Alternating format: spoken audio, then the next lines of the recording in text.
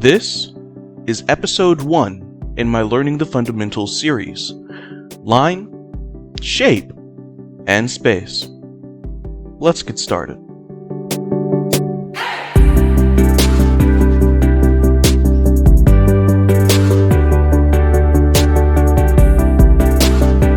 Now, I'm going to be honest. I wrote and recorded a script for this video before this version that I'm doing now, but I had it deleted because it didn't feel right. I didn't feel that I was any closer to understanding how to practice these 3 fundamentals, despite the preparations I had done to prepare for the video. Line, shape, and space are very simple in concept, but not so simple when it comes to application. This is because there is no one specific way to apply these fundamentals, no single set of rules. Everything is circumstantial. And on top of the infinite amount of circumstances, there are multiple ways to apply these fundamentals into each one. So let's start with the basics. What can we do with lines? Of course, there is the default line, straight and sturdy. Great for drawing things that are flat or geometric, or man-made, buildings, vehicles, furniture, mechs, but even so, not all lines used are straight. There are also curved lines, popular for drawing organic things, round things, can be used to imply a surface is soft or to show a subtle transition between faces on an object. Round or curved lines are also used to show flow, movement, elegance, and beauty due to its organic and natural feel. Just combining curved and straight lines alone is enough variety to produce attractive art, but there is more that can be done. The thickness of a line can change as well, along with the line's opacity and color. The use of a thin line to subtly define shape, form, or a separation. Its purpose is to exist but to barely be noticed on its own, while thicker lines are used to more aggressively define a shape, true to what it is and undeniably specific. These thicker lines break up drawings into more noticeable sections and shapes, and as such shouldn't be used carelessly. Thick lines are often used to outline the silhouette of individual objects and characters in a piece, while thinner lines are used for the details within. But even a thick line is only given purpose relative to the thinner lines around it. If all lines are the same thickness, then defining shapes and forms becomes more difficult. Thin lines are often used to illustrate subjects further away from the foreground, so as to not confuse the composition by defining irrelevant shapes and in order to create depth. The same effect can come from making lines lighter or darker. Changing the color of lines, on the other hand, is often used in digital painting, when the artist wishes to blend the lines into the painting process. In this situation, the color of the line is changed to match the color of the object it was made to represent. In general, this is used for drawings where you don't want the lines to dominate the final product. Now, you can also transition the properties of a line from one end to the other, from thick to thin, from dark to light, and so on. Tapered lines like this are often used while sketching to offer a sense of freedom and movement. It's so much easier to connect 2 tapered lines than it is to connect 2 not so tapered lines. Tapering a curved line helps to amplify the feeling of flow and movement. Tapered lines can also help to show overlapping within a form or shape. When tapering lines, you can use thicker lines in locations facing away from light. This helps to imply a light source, even with just lines. Now, combining all or some of these line properties in a drawing creates line variety, which can make a drawing look more dynamic, but isn't always necessary, especially in drawings where the lines aren't an important part in the final result. In animation, line artists kept without variety to make it easier to draw in the next frame. Thick lines are used for more cartoony styles, while thin lines are used for more realistic styles. As I'm sure you know, real things are not made of lines in real life. So the less noticeable the lines are, the more realistic a drawing may appear. Here's an example of the same character drawn in two different mediums. While animation doesn't allow for line variety, comics do. And lines play a big part in the final result. When sketching, line variety can help with communicating ideas in a quick and free-flowing way. Here are some examples that take line variety to the extreme, practically using every method previously discussed. Now that you have a better understanding of the line, how can you apply it to your own work? Well, put simply, you just do. Whenever you draw, try using different lines to illustrate and see which you like to use, when you like to use them, and how you like to use them. I personally like to use thick lines to outline an object or character, but also want to try using mostly thin lines to draw less stylized images. You can also start by increasing your line confidence, which there are several exercises for, such as drawing a line between dots and even just drawing lines across a piece of paper. But I feel the most effective way is to just pay attention to the marks you make whenever you draw. Instead of scribbling over a line or a mistake, just erase or hit Ctrl-Z before putting another line down. What's important is that you are aware and pay more attention while drawing and try out new things so that you can grow. But what can we do with shapes? I'm sure you've all met circle, square, and triangle, and I'm sure you can all draw them. Well, I hope so. Though I do know drawing a circle can be hard at first, but if you practice drawing them as a warm-up, they won't be so intimidating. Instead, you'll be worrying about ellipses, which is basically an oval, but for some reason, we don't use that word anymore. Anyway, shapes are about more than just drawing shapes, and often about designing them or using them in design, often referred to as shape language and shape design. But let's talk about the first one first.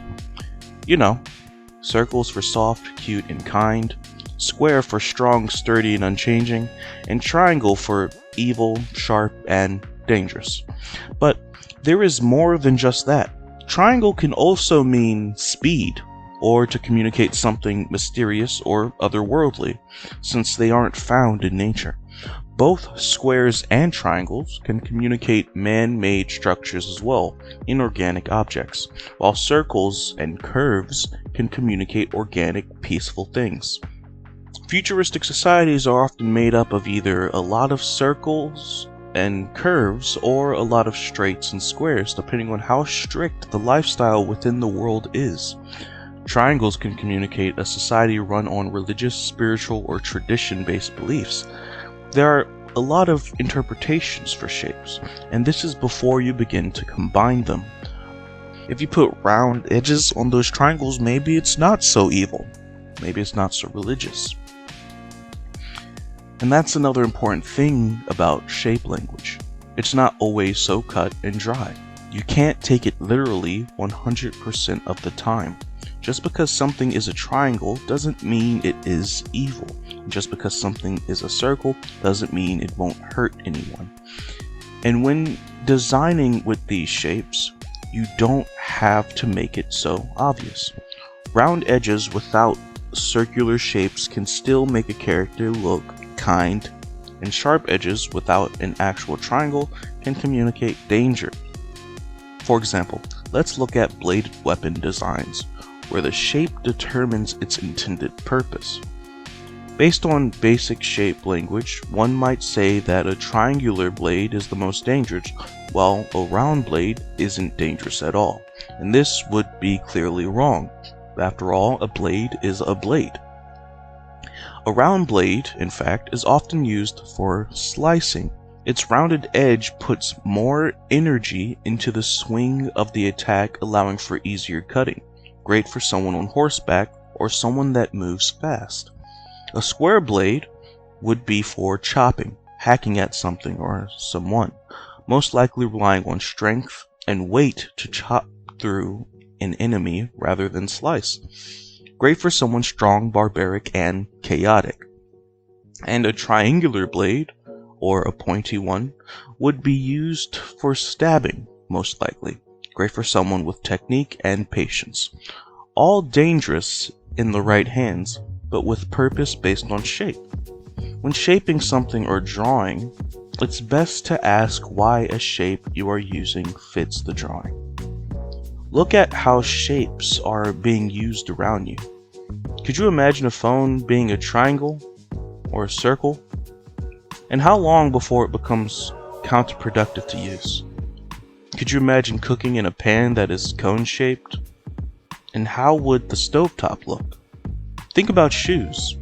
Elf shoes with pointy tips, sneakers with round noses, and dress shoes with their blocky soles. Why shape them this way? Well, pointy shoes are weird, otherworldly, magical, fantasy. Sneakers are casual, built to move around in, flexible, active. And dress shoes are professional, sturdy, and clean, not built for movement. The list goes on, and it's sitting all around you. You just gotta start looking at it. Observe the world around you. Shapes can also be used in composition, which we will discuss when we get to composition. What's important now is that you know how to make good shapes, or at least start to know how to make good shapes. So let's talk about shape design. This is more about shapes looking good than about them portraying a meaning. You might want to use a lot of circular shapes to make a kind character, but with shape design, you can prevent that character from simply being a circle, or from looking like a marshmallow. I'm no expert on the subject, and honestly, a good shape to one might not be that good to another. But the general rule is that a good shape should have flow. You should be able to move around within a shape without getting stuck, lost, or confused. On top of that, the shape should be legible and easy to read at a glance. Something you want to avoid when designing shapes is repetition. Things like staircases or snowmen. Try and keep in mind big, medium, and small in order to make things flow better. To practice this, try doing silhouette designs more often. At first, they will probably discourage you a bit and won't be so good, but after practice, repetition, and getting into the groove, you will get better. With this method, it is good to keep overlapping to a minimum so that you can get the maximum read out of the design. Which means maybe don't have your character sitting in a static forward standing pose, and avoid the symmetry tool if you can. What you want to do is pose your character in a way that shows more of their personality. And if that's too boring for you, then just please keep it in mind when you draw. Pay attention to the shapes being made in your drawings and not just on your characters. Of course, practice drawing shapes in general as well. Draw the basic 3, manipulate them by squashing and stretching them, add into them or cut away from them. You can also combine shapes together and do the same thing.